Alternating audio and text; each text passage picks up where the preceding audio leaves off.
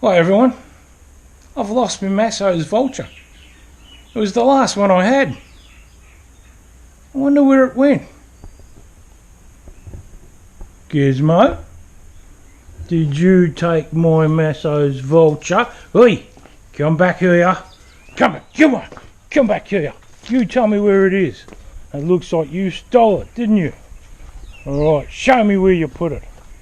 Show me where you put it, Giz. You give me my Masso's Vulture back. It looks like Gizmo's buried my Masso's Vulture. The best trout fly in the world. Well, Gizmo, I'm going to have to tie up some more. Well, everyone, Gizmo's stolen my Masso's Vulture. I'm going to have to tie some more. You can watch me tie one. And you can try the Masso's Vulture. If it's good enough for me and Giz, it's good enough for you. Maestro, bring on the intro.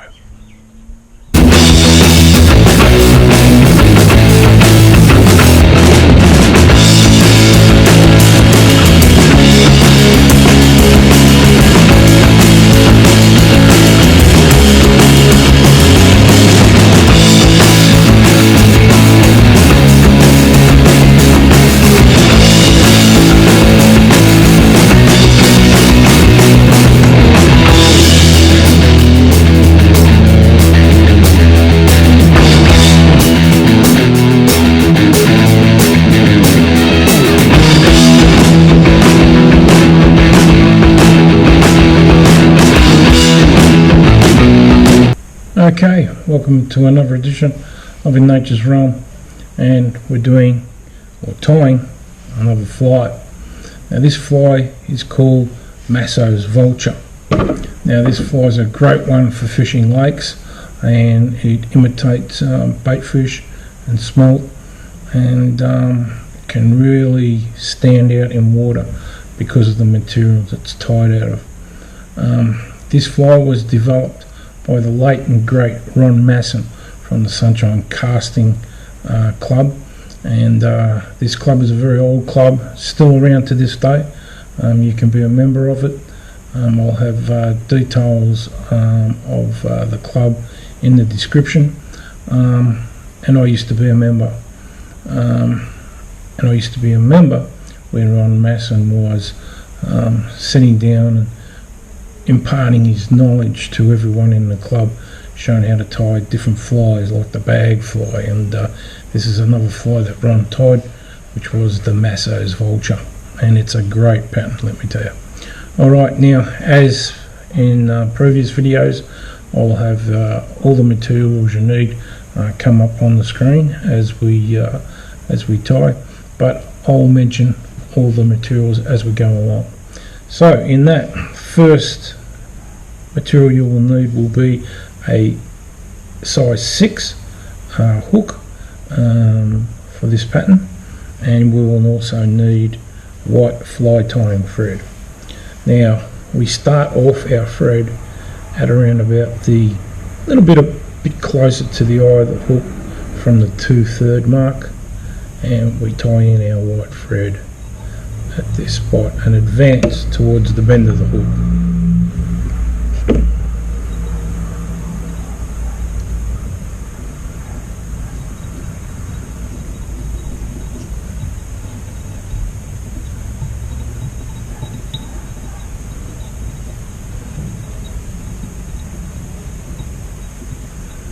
Now, once we get to the bend of the hook, come back towards the eye of the hook, and we're just basically building up the body of the fly with our white fly tying thread, and we want to create a bigger body within the center of the fly and a smaller diameter each side of that center, but don't make the actual body too bulky, because the next material we'll use will create more bulk to the body, so we don't want to make this too big with the fly tying thread. We just want it as a starter basically.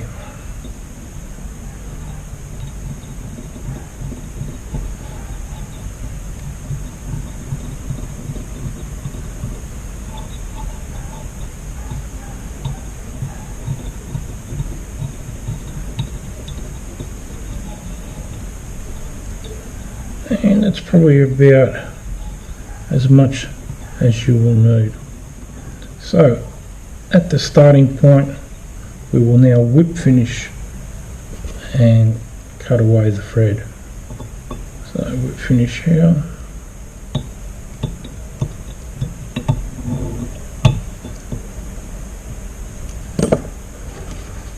and cut away the actual thread there. Now, next requirement that we'll need is white pearl nail polish. Now, this material, or this polish, is where the bulk will come in the body, and that's why we don't build up too big a bulky body with the fly tying thread. We just have a slim body there. So we take our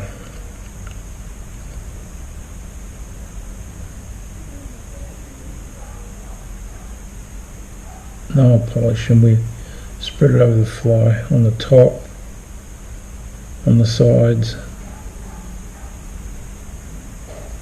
and underneath.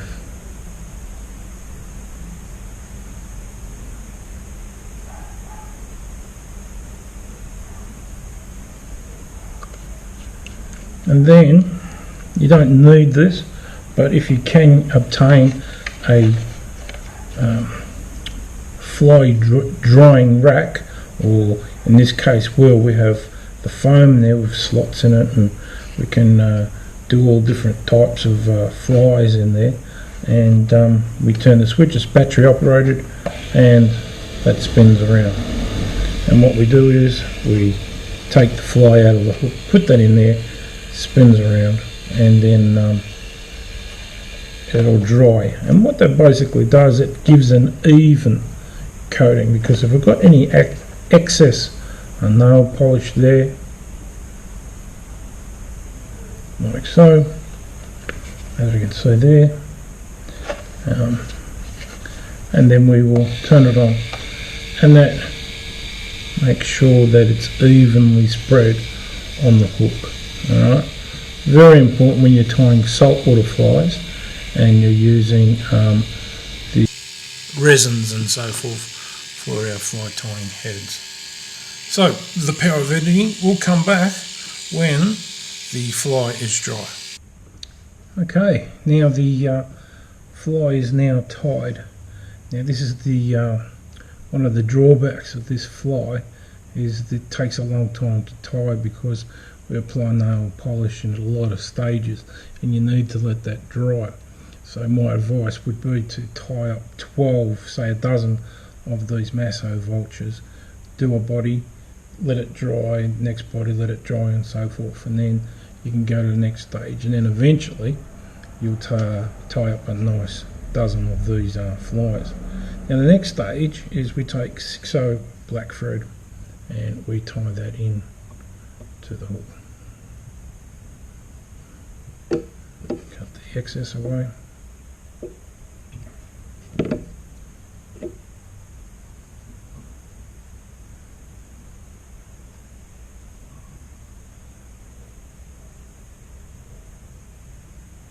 Alright, next material we need is wallaby fur.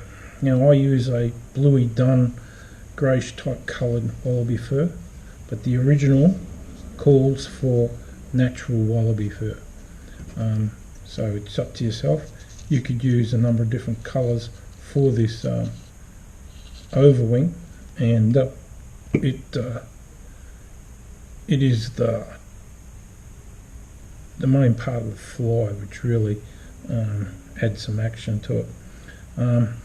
That's about that much is what you need, and we need to remove those fibres down at the base of the tuft.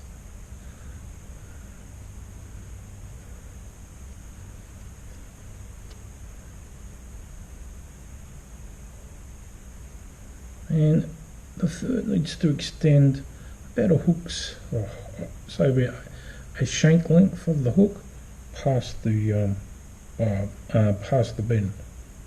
So we judge that and we tie that in.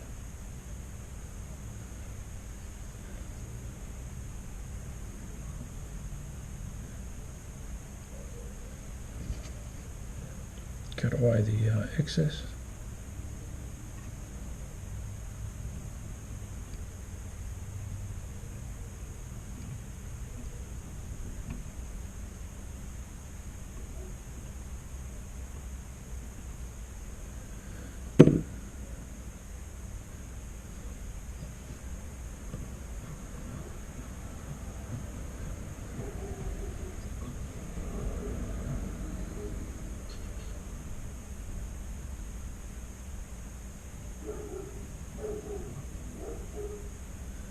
Like so. Okay, now what we need next is hen cape, and we need 2 good quality black hen feathers, 1 for each side. Now these need to be of really good quality, and there we go, there's 2 that are pretty good. Now we judge them up against the side, and these need to extend past the bend by about half a hook shank. We judged that to around about there.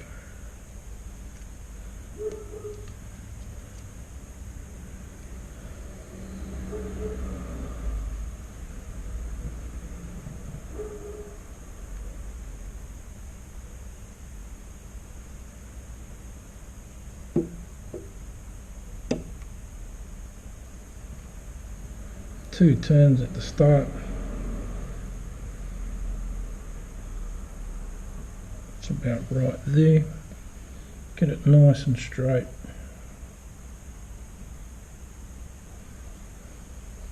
Then we get the second black hen feather.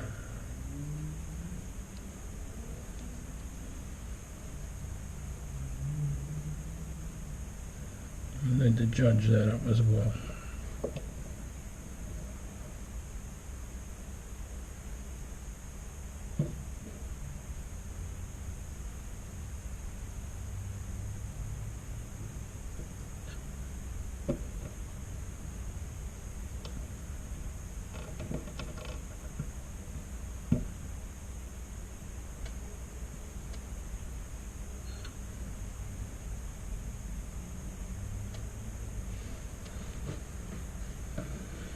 See how that looks.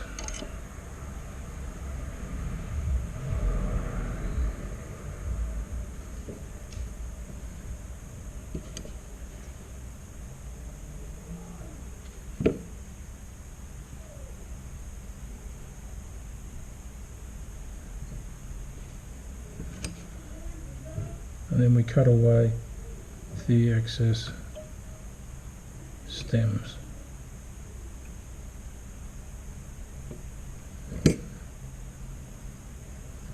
And then cover them up, because this is going to be a part, well, this is going to be the actual head of the fly, build up a fly tying thread. So let's have a look at that.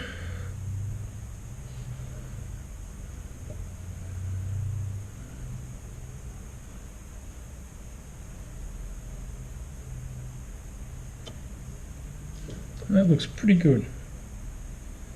Alright, now next stage of the fly, and the material that we will need is jungle cock. Alright, now jungle cock cape is pretty expensive, but you can get different grades. Grade 1 has the feathers where the eye on the feather is actually not split. Grade 2 you get a mixture, and then grade 3 there can be quite a few that are split, but there's quite a few on there that are not.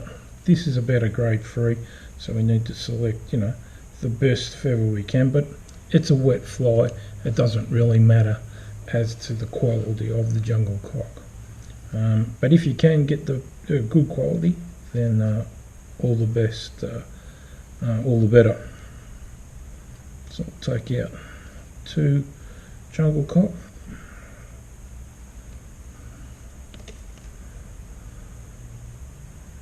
Then we judge it.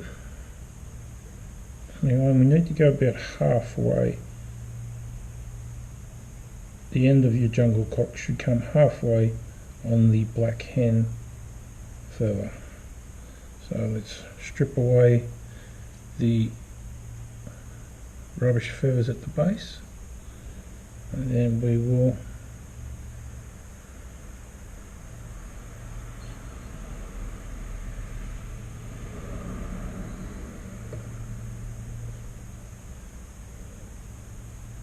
a little bit more there.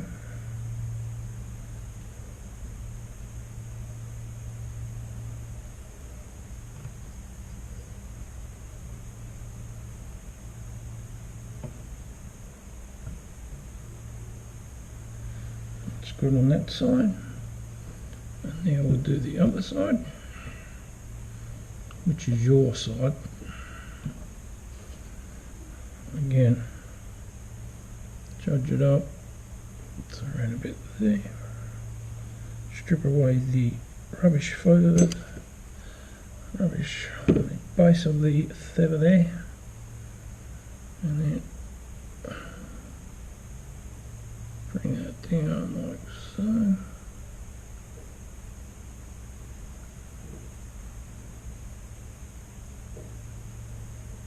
Two turns for a judge.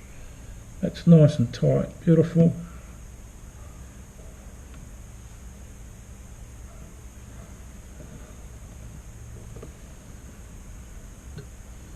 Let's have a look at that. Excellent. And then we will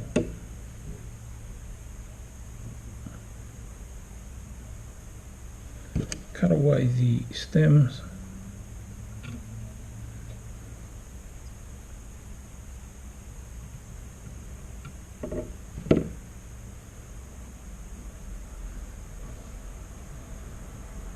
Tie them in completely.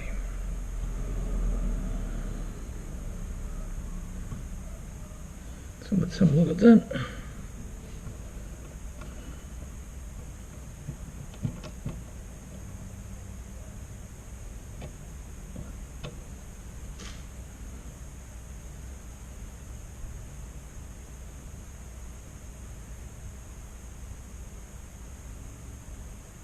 That is pretty good. Alright, now the next stage is the actual head of the fly. Now we build the head up with a build up of fly tying thread, but again we don't need to have a lot of fly tying thread because it comes too bulky, because we're going to add the next polish, which is a black nail polish. I actually use this Loons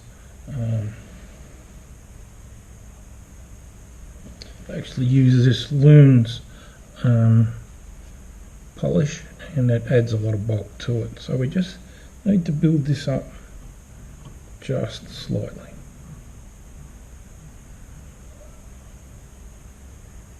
Make sure the eye of the hook is nice and tightly closed there.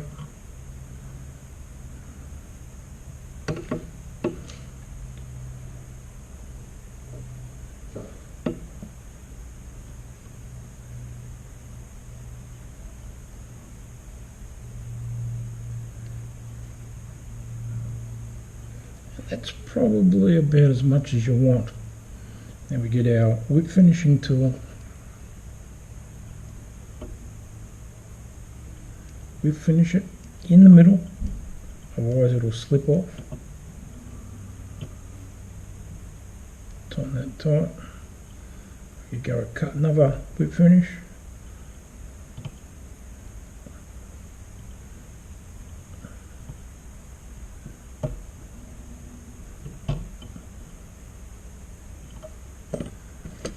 And then cut away the thread. Alright, now the next step of the fly is to build up the bulk of the head with black nail polish, or this Loons hard head polish. It's a really thick type of material, so you've got to be very careful that you don't use too much. And then we paint that onto the head of the fly.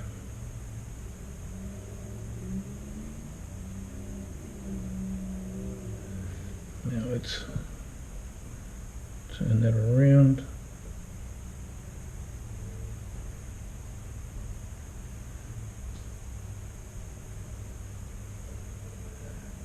Underneath.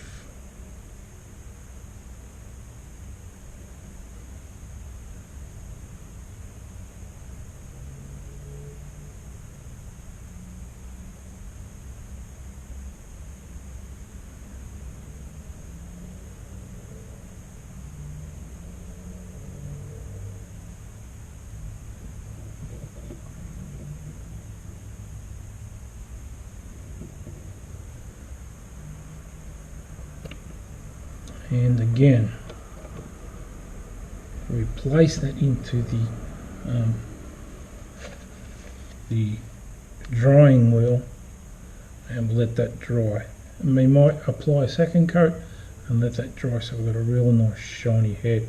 But we need it to be drier than, well, the best we can, because the next step is another layer just at the sides of white pearl nail polish. So with the power of editing, we'll be back in 1 second when it's nice and dry. Alright, so now the head of the fly is not solid dry, but it is dry enough to apply another layer of varnish. Now we take our white pearl nail varnish again, and what we do is we turn the vise so that we've got the flat side there, and then give it a good shake.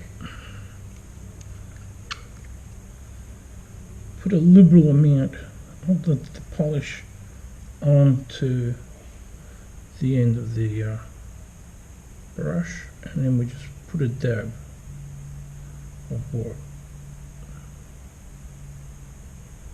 like that, and then we grab the other side.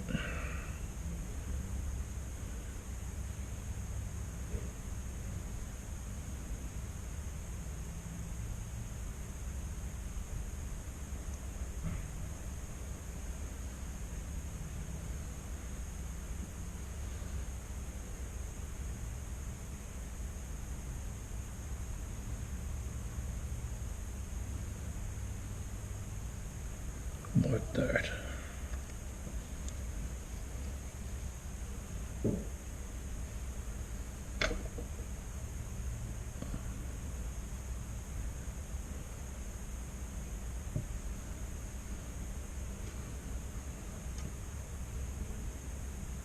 And there you can see we just have a dab of the white pearl polish on the side, and now all it needs to be done is just to wait for that to dry and then put just a little dot of a black eye and the fly is done.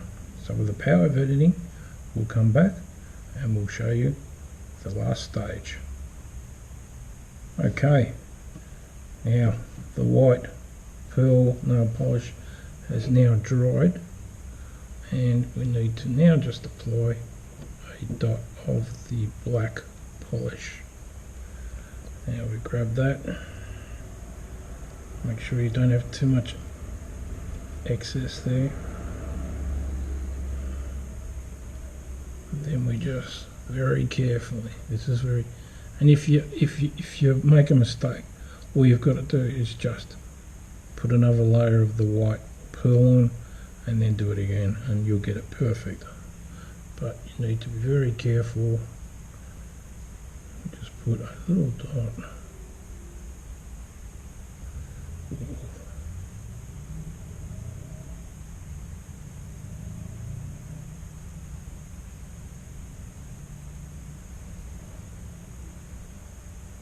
Just like that.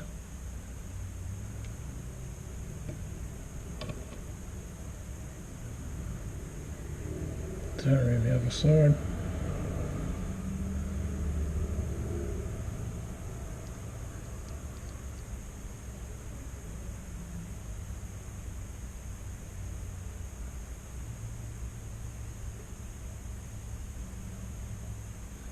just like that.